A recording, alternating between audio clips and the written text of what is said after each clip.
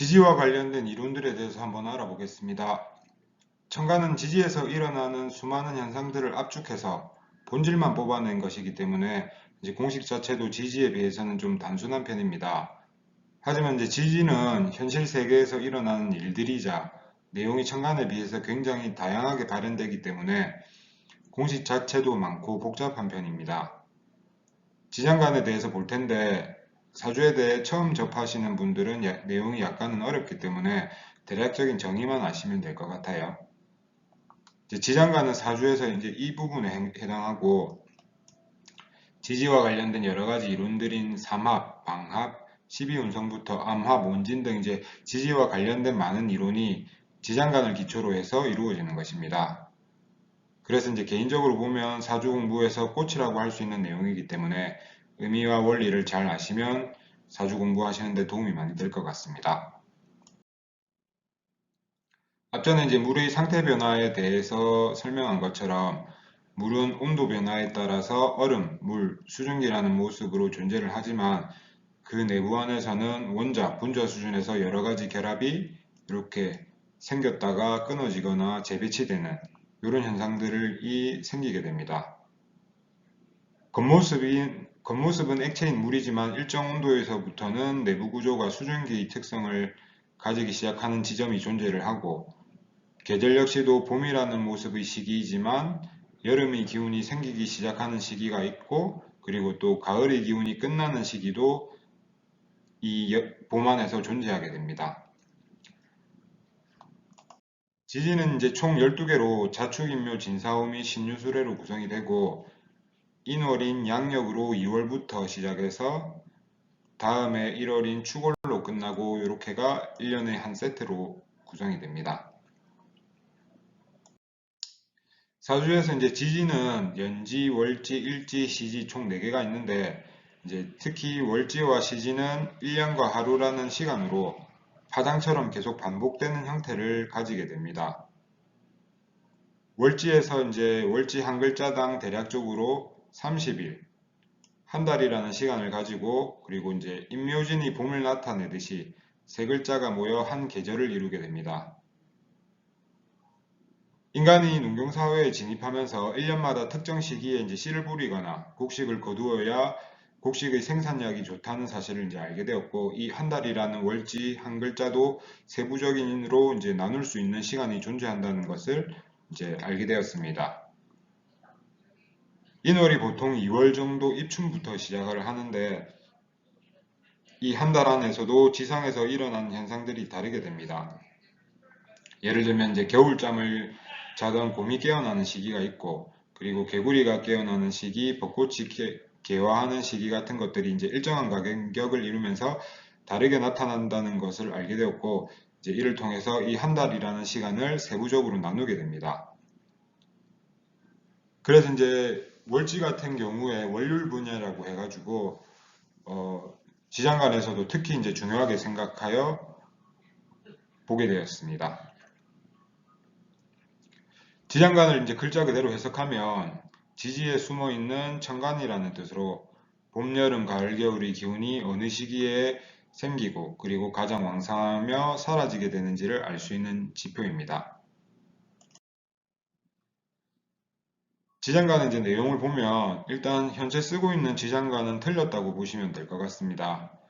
약간 수정이 필요할 것 같고 이렇게 바꾼 걸로 보시면 될 것 같아요. 그 현재 쓰고 있는 지장간이 이제 틀린 이유는 여러 가지가 있겠지만 이제 일단 가장 문제가 사주에 관해서 이제 제가 개수로 말하는 걸 좋아하진 않지만 일단 지금 지장간은 좌우묘유 중에 오화에만 이렇게 중기에 기토가 들어갑니다. 자연의 가장 큰 특징이 이제 조화와 균형, 통일성인데 이렇게 되면 이제 지장간의 개수의 균형이 맞지가 않습니다. 예를 들어서 이제 무토를 보면 무토는 하나, 둘, 셋, 넷, 다섯, 6개의 글자를 차지를 하고 그 다음에 기토 같은 경우에는 하나, 둘, 셋 이렇게 3개만 차지하게 되는데 그 오화에는 기토가 들어가고 그리고 묘목과 유금과 자수에는 토가 들어가지 않습니다. 그래서 조화의 균형 통일성 측면에서 이거는 이제 많이 맞지가 않고 그리고 이제 토의 특성편에서도 이제 말을 했지만 어떤 상태 변화 혹은 계절의 변화에는 이제 균형을 잡아주는 역할로 무토나 기토가 꼭 들어가야 됩니다. 그렇기 때문에 이렇게 고치면 봄과 가을에는 진토, 술토, 즉 이제 물토가 들어가고, 그리고 여름과 겨울에는 미토, 축토를 나타내는 기토가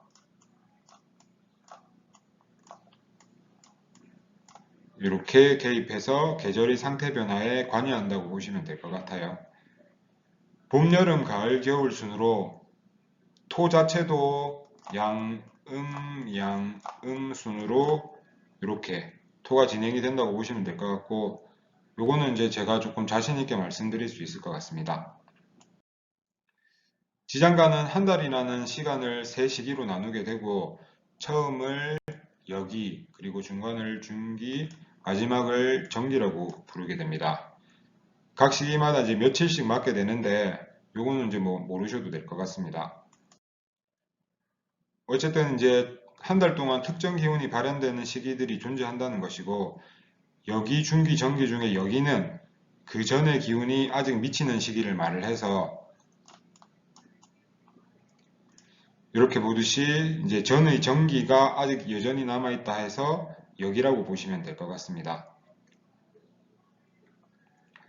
그리고 이제 여기는 정기와 같이 방압에 대한 내용을 담고 있다고 보시면 돼서 이제 정기 같은 경우에 갑을 무로 이렇게 구성이 되는 것처럼 여기도 무, 갑을 이렇게 구성이 되게 됩니다. 그래서 이제 방압에 대한 내용을 보시면 될 것 같고, 그리고 이제 중간에 있는 것이 중기인데, 이제 이 시기에는 전의 계절의 기운이 생성되거나 소멸되는 것이 나타나는 시기입니다.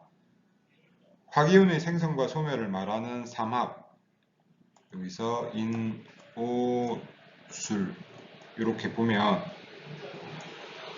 그러니까 이제 봄 중간에 2월의 중간 정도 시기에 여름의 기운이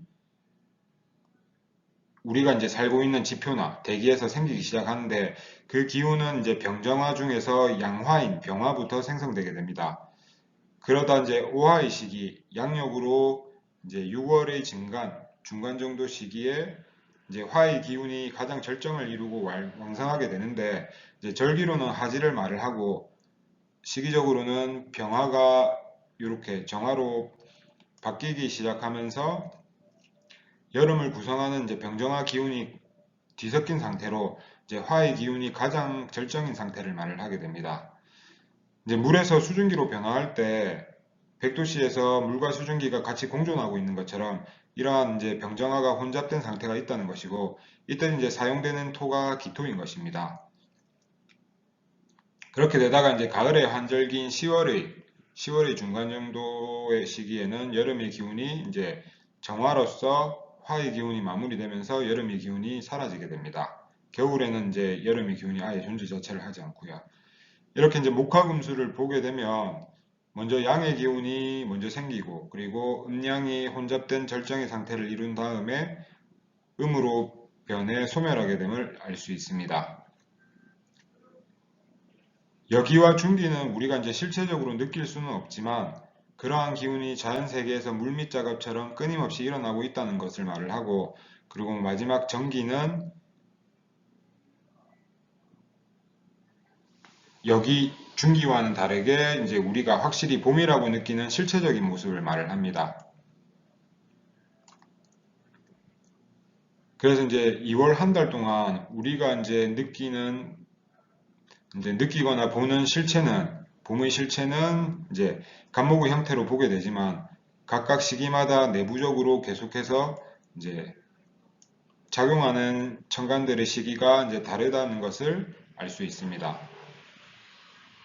2, 3, 4월은 이제 임묘진이 하나로 봄을 이루게 되고, 그리고 5, 6, 7은 여름, 그리고 8, 9, 10은 가을, 그리고 11, 12, 11은 11, 12, 1월은 이제 겨울로 양음 순으로 해서 이제 계절이 이루어지면서 이제 진술충미는 각 계절에 속한 환절기의 개념으로 보시면 될 것 같습니다.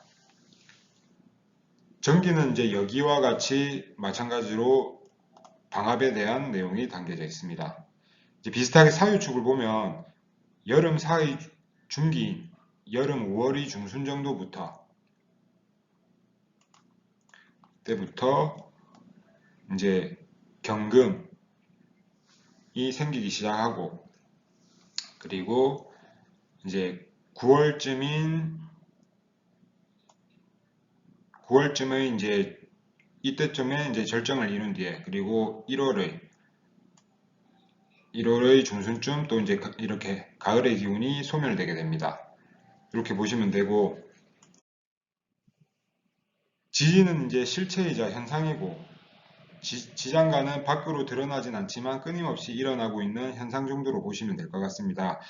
그래서 이제 역술적으로 보면 이 사람이 가지고 있는, 드러나지는 않지만 이 사람이 만들고 있는 행동 기질 혹은 성격 유형 혹은 계속해서 은연중에 일어나는 일 같은 것을 말을 할 수 있습니다.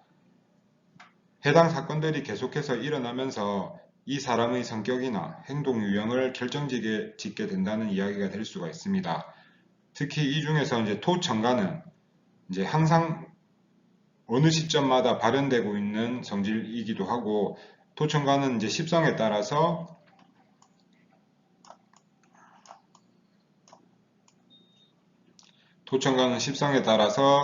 이제 그 사람을 움직이는 행동 양식의 기반이 되는 성분이기도 합니다.